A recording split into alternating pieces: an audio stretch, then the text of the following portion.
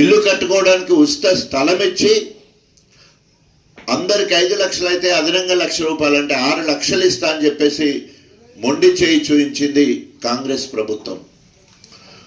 భూమి లేని నిరుపేదలకు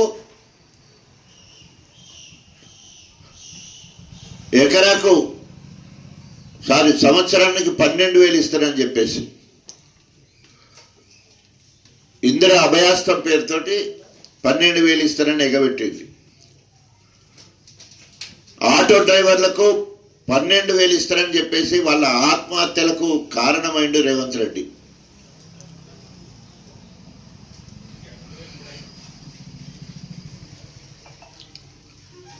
అదేవిధంగా ఎస్సీలకు సంబంధించిన ఎస్ఐన్ భూములకు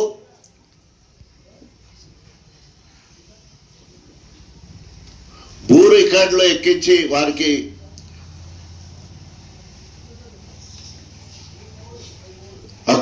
భూ హక్కుదారులను చేస్తారని పిలిపించడం జరిగింది. ఇప్పటివరకు 1 ఎకరం కూడా ఆ రకంగా చేయలేదు.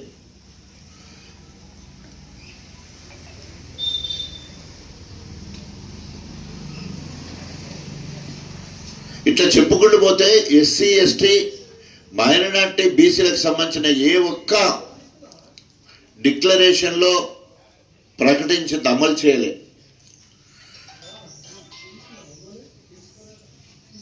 మైనార్టీలకు అబ్దుల్ కలాం తోఫా పేరు మీద 5 లక్షలు ఇస్తానని చెప్పడం జరిగింది.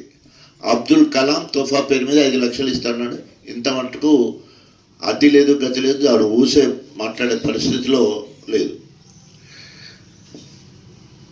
ఈ రకంగా ఇచ్చిన హామీలన్నీ తుంగలు దొక్కి 6 గ్యారంటీలను అటకెక్కించి 420 హామీల ఊసు లేకుండా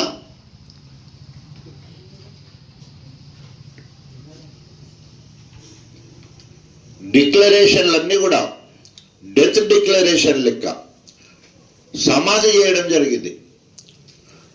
మైనార్ డిక్లరేషన్, యూత్ డిక్లరేషన్, రైతు declaration, SC ST declaration, minority declaration, 5 డిక్లరేషన్ల పేరుతోటి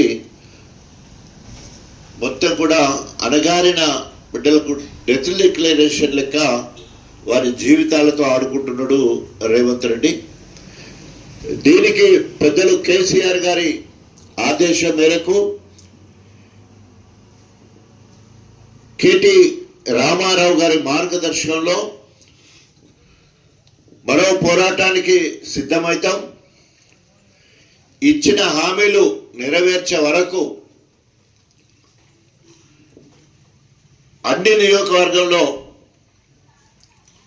మరి అసెంబ్లీ ప్రాతినిధ్యం వహిస్తున్న ఎమ్మెల్యేలను గ్రామాలకు రానివ్వం.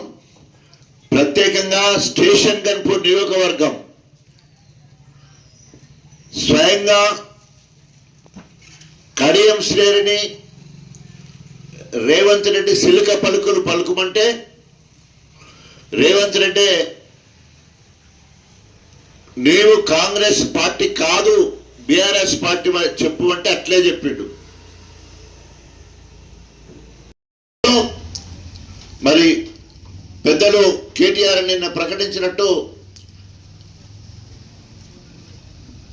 24వ తారీఖు నాడు ప్రైవేట్ బిల్ తెలంగాణ బడ్జెట్కి ప్రైవేట్ బిల్ పెట్టడానికి సమాయత్తమవుతున్నాడు. అన్ని రాజకీయ పార్టీలు దీనికి మద్దతు తెలియచేయాలని చెప్పేసి మేము విజ్ఞప్తి చేస్తా ఉన్నాం. దానితో పాటు రేపు రాబోయే రోజుల్లో కాంగ్రెస్ ప్రజాపాలన కాదు, ఇది ప్రజా వంచన పాలన అని చెప్పేసి ఎప్పటికప్పుడు ఎక్కడికక్కడ కాంగ్రెస్ ప్రభుత్వ ప్రతినిధులుగా వచ్చే ఎవరినైనా కూడా నిలదీస్తాం.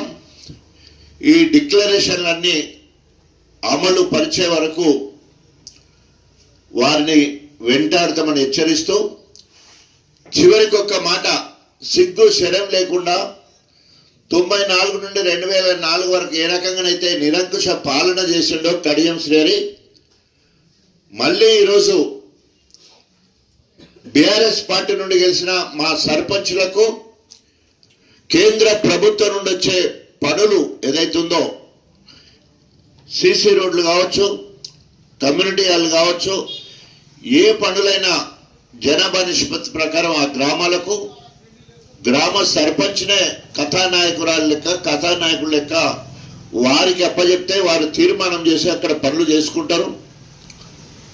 అట్లా కాకుండా ఈరోజు బీఆర్ఎస్ బలపరిచిన సర్పంచులు ఎక్కడైతే ఉన్నారో అక్కడ పనులు ఇవ్వట్లేదు నిరంకుశంగా. దాన్ని తీవ్రంగా ఖండిస్తున్నాం. అదేవిధంగా శిలాపలకాల మీద మరి సర్పంచుల పేర్లు రాకుండా కూడా చూస్తూ ఉండరు. సిగ్గుచేటు. వాళ్ళు ప్రజాబలంతో నువ్వెట్లా ఓట్లయితే గెలిచినావు, మా సర్పంచులు కూడా ఓట్లయితే గెలవడం జరిగింది. దానికి పరాకాష్ట గోవర్ధనగిరి క్రాస్ రోడ్ దగ్గర నుంచి వెళ్ళి మచ్చు పహాడ్ వరకు వేసిన 10,90,00,000 పనులు అంత బీఆర్ఎస్ సంబంధించిన 4 సర్పంచులు ఉంటే ఒక్క సర్పంచ్ పేరు రాకుండా తన పేరు తన బిడ్డ పేరు ఆ పని ఇచ్చిందేమో సత్యవతి రాథోడు గిరిజన శాఖ మంత్రిగా ఉన్నప్పుడు 2022-23లో పని మంజూరు అయితే ఆ పని పూర్తి చేసేటప్పుడు దానికి ప్రారంభోత్సవాన్ని పెట్టకుండా శంకుస్థాపన అని పేరు పెట్టి మరి 2025 డేట్ వేసి అప్పుడు ఎలక్షన్లు కాంటైమ్ చేసి ఆడ సర్పంచ్ల పేర్లు పెట్టకుండా అంత దుర్మార్గం పనిచేసిండో దాన్ని తీవ్రంగా ఖండిస్తున్నాం. త్వరలోనే మా సర్పంచుల హక్కుల కోసం నియోజకవర్గ స్థాయిలో మహాధర్ణ కార్యక్రమం చేస్తామని చెప్పేసి హెచ్చరిస్తా ఉన్నాం. జై తెలంగాణ.